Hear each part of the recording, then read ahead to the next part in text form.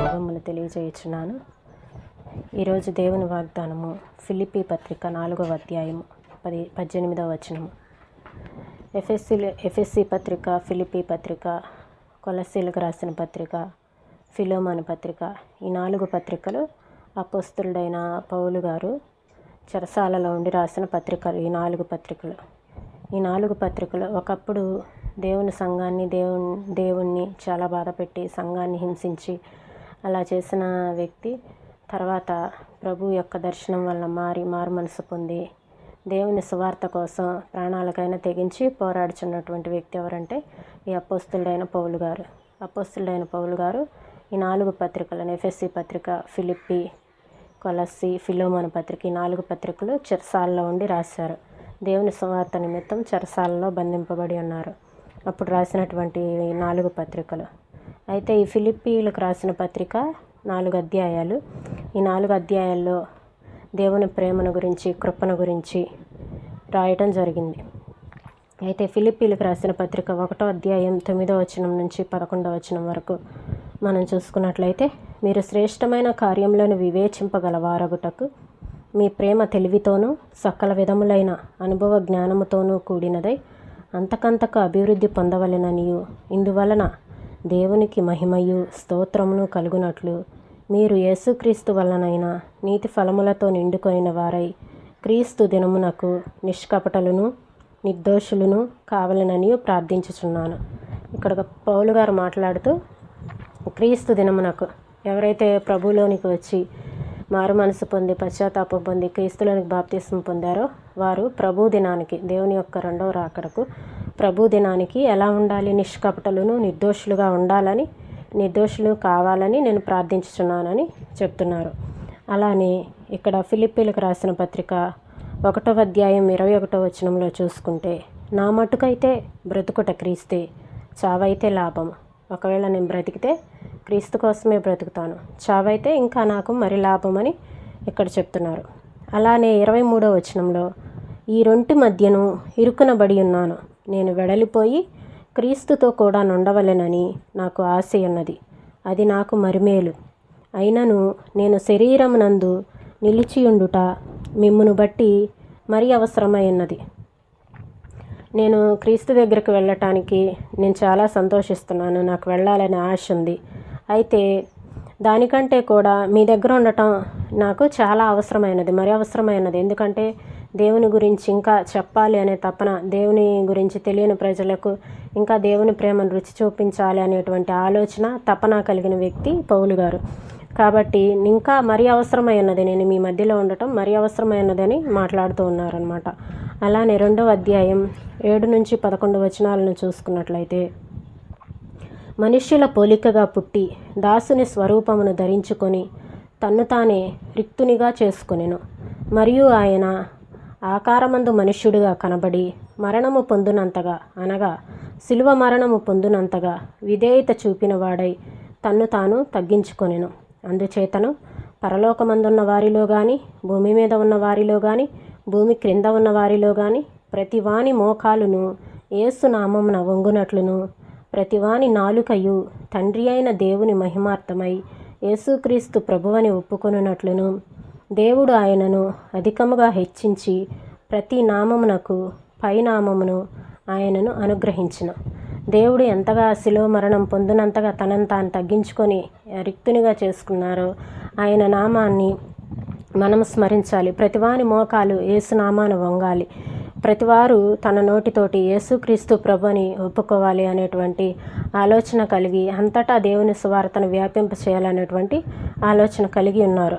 అలానే 2వ అధ్యాయం 12వ వచనంలో చూసుకున్నట్లయితే, కాగా నా ప్రియులారా, మీరెల్లప్పుడూ విధేయులై ఉన్న ప్రకారము నా ఎదుట ఉన్నప్పుడు మాత్రమే కాక మరి ఎక్కువగా నేను మీతో లేని ఈ కాలమందును భయముతోనూ వణుకుతోనూ మీ సొంత రక్షణను కొనసాగించుకొనుడి.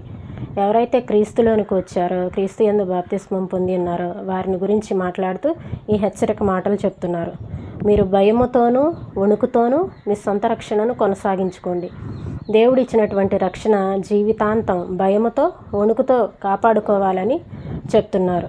అలానే 4వ అధ్యాయం 14వ వచనం చూసుకున్నట్లయితే, అయినను 4వ అధ్యాయం 4వ వచనము 12వ వచనం చూసుకున్నట్లయితే, ఎల్లప్పుడూ ప్రభువునందు ఆనందించుడి, మరలా చెప్పుదును ఆనందించుడి. ఇక్కడ చెప్తున్నారు ఆనందించండి. ఎటు పరిస్థితుల్లో ఉన్నాయి, ఇక్కడ పౌలు గారు ఏ పరిస్థితుల్లో ఉన్నారంటే చెరసాలలో ఉన్నారు. కాబట్టి నేను చెప్తున్నాను ఆనందించండి, మరలా చెప్పుదును ఆనందించండి. ఎవరిలో? ప్రభువునందు ఆనందించండి. మనకు లోకంలో ఎన్నెన్నో ఆనందాలు ఉంటాయి, కానీ వాటన్నిటికంటే ప్రభువులో ఆనందించండి. ఎందుకంటే మనం ఎప్పటికైనా ప్రభు యొద్దకు చేరాల్సిన వారమే. కాబట్టి ఎల్లప్పుడూ ప్రభువునందు ఆనందించుడి, మరలా చెప్పుదును ఆనందించండి. మీకు ఎట్టి శ్రమలు వచ్చినా, ఎన్ని కష్టాలు కలిగినా ప్రభువులో ఆనందించాలని చెప్తున్నారు. 12వ వచనంలో చూసుకున్నట్లయితే, దీనస్థితిలో ఉండనెరుగుదును, సంపన్న స్థితిలో ఉండనెరుగుదును, ప్రతి విషయంలోనూ అన్ని కార్యములలోనూ కడుపు నిండి ఉండుటకును, ఆకలిగొని ఉండుటకును, సమృద్ధి కలిగి ఉండుటకును, లేమిలో ఉండుటకును నేర్చుకొని ఉన్నాను. అన్ని పరిస్థితులు, ఎట్టి పరిస్థితుల్లోనైనా, ఎలాంటి స్థితిలోనైనా నేను సంతృప్తి కలిగి ఉండటానికి నేను నేర్చుకొని ఉన్నాను. ఏ పరిస్థితి కలిగినా కానీ, లేమిలో కానీ, కలిమిలో కానీ, ఏ పరిస్థితుల్లో అయినా, ఆకలిగొనిన పరిస్థితుల్లో కానీ, ఎలాంటి పరిస్థితుల్లోనైనా కడుపు నిండి ఉండుటకును నేను అన్నిటినీ నేర్చుకొని ఉన్నాను. అలానే మీరు కూడా నేర్చుకోవాలి అనేటువంటి ఉద్దేశంతో చెప్తూ ఉన్నారు. నాకు సమస్తమును సమృద్ధిగా కలిగి ఉన్నవి. నా వద్ద ఉన్న తోట పని పుస్తకం ఒక అధ్యాయంలో నీడలో పెరిగే పూలు గురించి ఉంది. తోటలో ఎప్పుడు సూర్యరశ్మి పడని భాగాలను ఎలా ఉపయోగించాలి అనే విషయం గురించి అందులో వ్రాసి ఉంది. కొన్ని పూజాతులు ఇలాంటి చీకటికి, మారుమూల ప్రాంతాలకి భయపడవట. నిజానికి అలాంటి చోట్లనే అవి బాగా పుష్పిస్తాయంట. నీడ, ఎండ, గాలి తగలాలి చెట్లకే అని మనం ఏ మొక్కకైనా ఎండ గాలి తగిలితే ఆ చెట్లు బాగా వస్తాయి, నీళ్లు పోయాలి. అలాగే ఎండ గాలి తగలాలి మనం వేసినటువంటి ఏ పూల మొక్కలైనా ఏవైనా. అయితే నీడలోనే పెరిగేటువంటి పూల జాతులు కొన్ని ఉన్నాయట. ఆత్మీయ ప్రపంచంలో కూడా ఇలాంటివే ఉంటాయి. ఇహలోకపు పరిస్థితులు విషమించినప్పుడే అవి పుష్పిస్తాయి. అవి దిగులు, మబ్బు కమ్మి మసకేసినప్పుడే విరబోస్తాయి. అపోస్తులుడైన పౌలు అనుభవాలు కొన్ని మనకు అర్థం కావాలంటే ఇదే మార్గం. పౌలు రోమ్లో ఖైదీగా ఉన్నాడు. అతని జీవిత ఆశయం ఒమ్మైపోయింది. అంతటా సువార్త ప్రకటించాలనేటువంటి అతని ఆశయం ఈ చెరసాలలో పట్టంగానే ఆశ ఒమ్మైపోయింది. అయితే ఇప్పుడే కమ్ముకుంటున్న ఈ మసక చీకట్లలోనే ఆత్మ పుష్పాలు, రంగులు విరజిమ్ముతూ తలెత్తుతున్నాయి. ఈ చెరసాలలో ఉన్నప్పుడే అతని ఆశలన్నీ ఒమ్మైపోయినప్పుడు ఒక ఆశ చిగురించిందనమాట. ఏంటి ఆశ అంటే, చెరసాలలో ఉండే ఈ పత్రికలు రాశారు. ఎఫెసీలకు రాసిన పత్రిక, ఫిలిప్పీలకు రాసిన పత్రిక, కొలసీలకు రాసిన పత్రిక, ఫిలోమోను పత్రిక, ఈ 4 పత్రికలు చెరసాలలో ఉండి రాశారు. జీవితంలో ఆ పూలు పూయటాన్ని పౌలు చూసి ఉంటాడు. కానీ ఇంత ఆకర్షణీయంగా కళ్ళు జిగేలు మనిపించే రంగులతో విరబోయటం ఎన్నడూ చూడలేదు. ఇంతకు ముందెన్నడూ లేనన్ని వాగ్దాన సంపదలు పౌలును ఆహ్వానిస్తున్నాయి. ఈ సంపదల్లో క్రీస్తు కృపను గురించి, ఆయన ప్రేమను గురించి, ఆయన ఇచ్చే శాంతిని గురించి, ఆయన ఇచ్చే ఆనందం ఇలాంటివి ఉన్నాయి.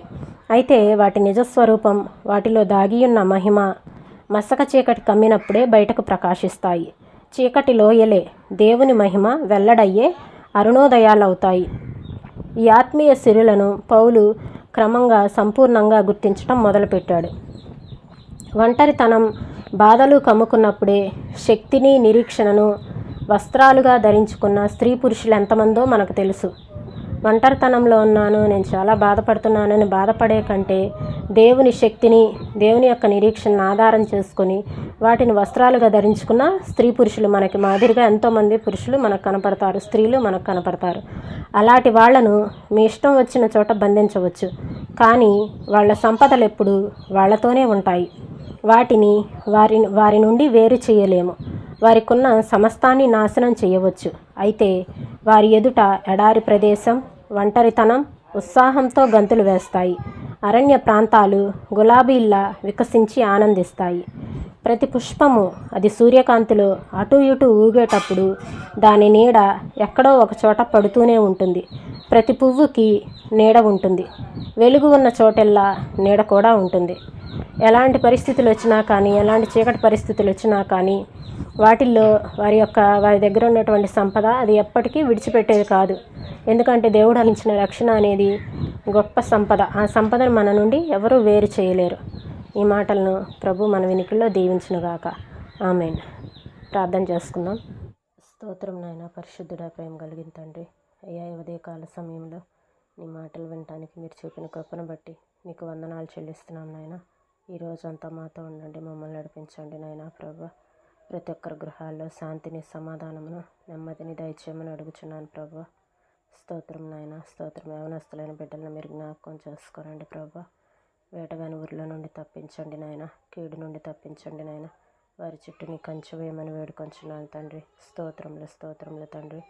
అయ్యా నా తండ్రి నాయన ప్రభు, ప్రతి ఒక్కరికి మంచి ఆరోగ్యాలు దయచేయమని, ఈ చిన్న ప్రార్థన ఆలకించమని యేసయ్య నామంలో అడిగి వేడుకొంచున్నాం తండ్రి.